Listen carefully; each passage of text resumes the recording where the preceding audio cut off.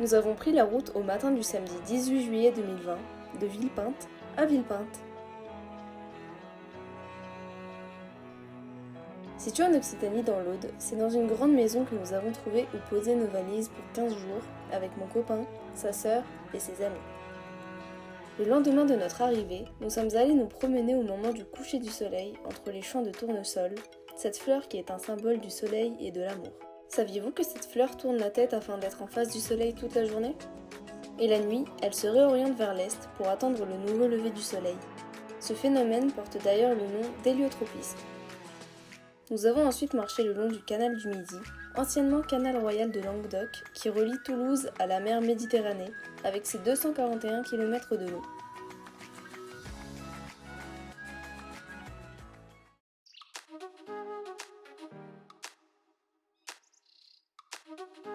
Petite balade dans le joli petit village circulaire de Bram, nous amenant en son centre à l'église Saint-Julien et Sainte-Basilis. Castelnaudary se proclame capitale mondiale du cassoulet. Nous nous sommes promenés le long du port du Grand Bassin, accessible en bateau, en vélo ou à pied. Nous avons pu apercevoir la flèche du clocher de la collégiale Saint-Michel se dressant fièrement au-dessus de la ville.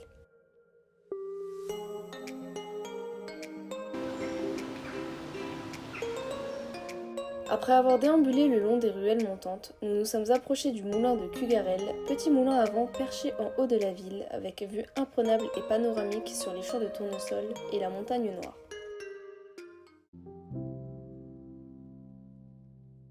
Après avoir passé la forêt de pins, nous avons pu profiter de plusieurs baignades au lac de Saint-Ferréol.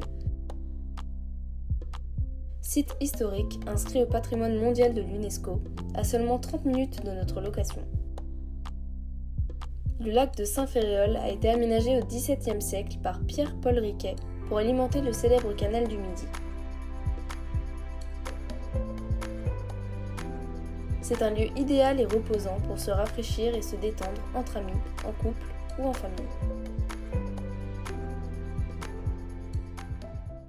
C'est à Toulouse, capitale de l'Occitanie, que nous avons pu voir le Capitole, qui abrite à la fois l'hôtel de ville et l'opéra. Le jardin japonais Pierre Body de Toulouse est classé jardin remarquable de France. Il se situe au nord du centre-ville de Toulouse.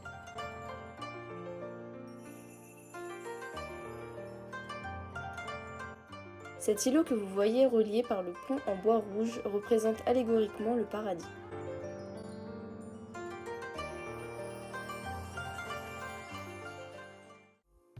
La basilique Saint-Cernin que vous voyez ici est le plus grand édifice roman d'Europe et est également inscrite depuis 1998 au titre des chemins de Saint-Jacques-de-Compostelle. Sur la place Saint-Étienne, vous retrouverez la cathédrale du même nom et vous verrez sur la fontaine qui va suivre 4 petites statuettes qui, jugées choquantes à l'époque, urinaient dans la vasque comme le fameux Manneken Pis de Bruxelles. Elles ont été modifiées par la suite.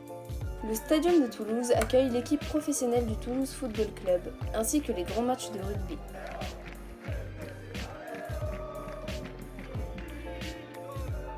La ville de Toulouse est surnommée la ville rose en raison de la couleur du matériau de construction traditionnel local, la brique de terre cuite.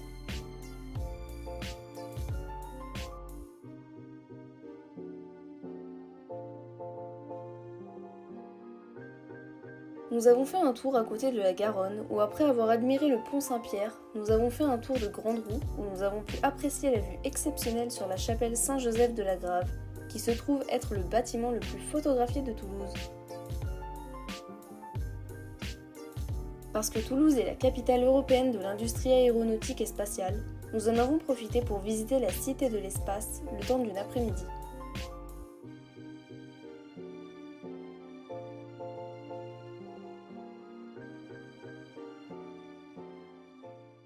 Carcassonne, dominant la vallée de l'Aude, est célèbre pour sa cité médiévale. Elle doit ses origines à la période gallo-romaine.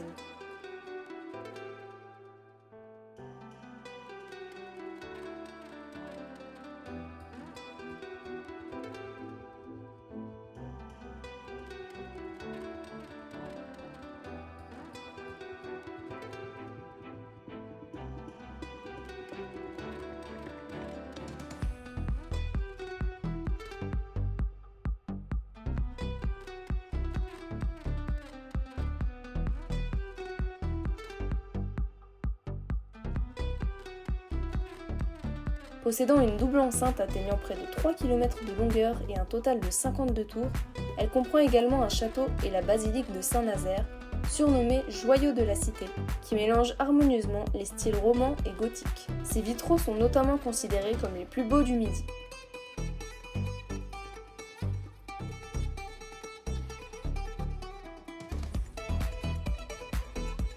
Ce site classé au patrimoine mondial de l'UNESCO nous a fait voyager dans le temps grâce à son atmosphère incomparable en plus d'être la plus grande cité médiévale d'Europe.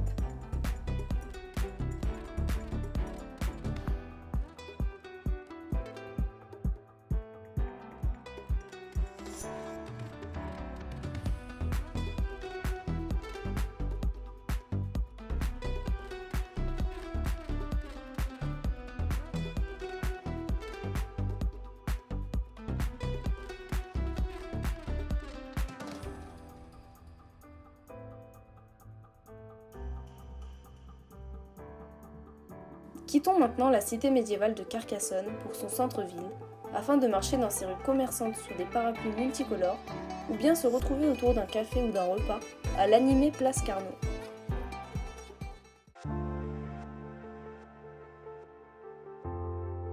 Dressé à 1207 mètres d'altitude, sur le point culminant de la montagne qui surplombe le village au-dessus du pays d'Olme, le château cathare de Montségur mérite l'ascension qui coupe le souffle de par son effort physique, mais également pour son paysage magnifique.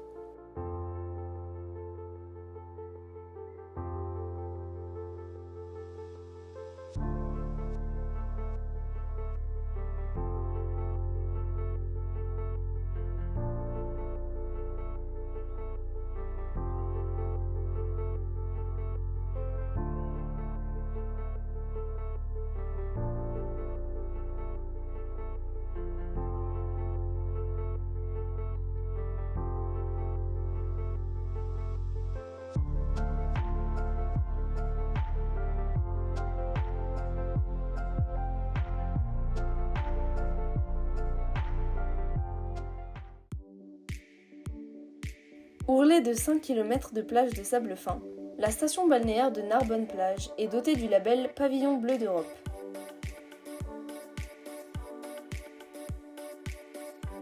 De quoi profiter de quelques heures au soleil pour se rafraîchir dans la mer Méditerranée.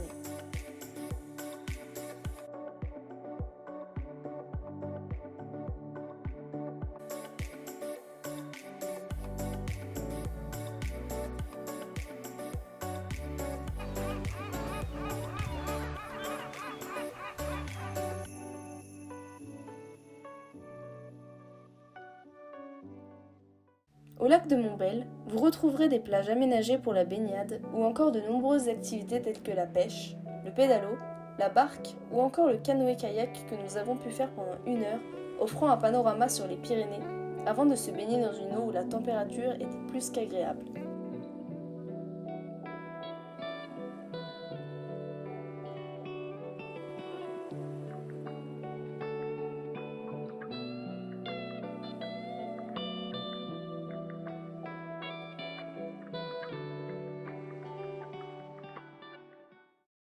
Durant ces 2 semaines de vacances, nous avons pu découvrir pour la plupart d'entre nous une partie de notre si beau pays qu'est la France, qui n'est autre que la région d'Occitanie. Cette région qui réunit à elle seule une grande diversité de paysages allant de la campagne à la montagne, de la mer au lac, en passant par la ville. À présent, c'est l'heure de vous dévoiler ce qu'il s'est réellement passé dans cette vidéo. Vous êtes prêts ? C'est parti!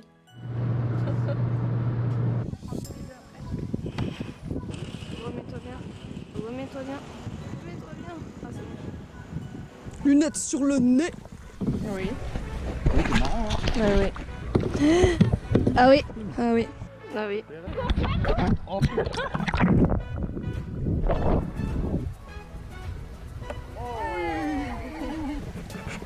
Ah, c'est dur de filmer et de faire tout en même temps.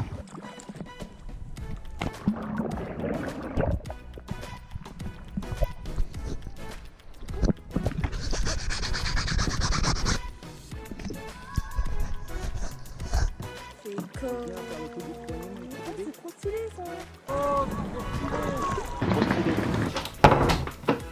Blablabla. Nous avons pris la route ce matin. Petite balade avec vue imprenable et panorama a été aménagé au XVIIe siècle par cet îlot que vous voyez relié par le pont du Toulouse Football Club. Football, j'ai dit là. La brique de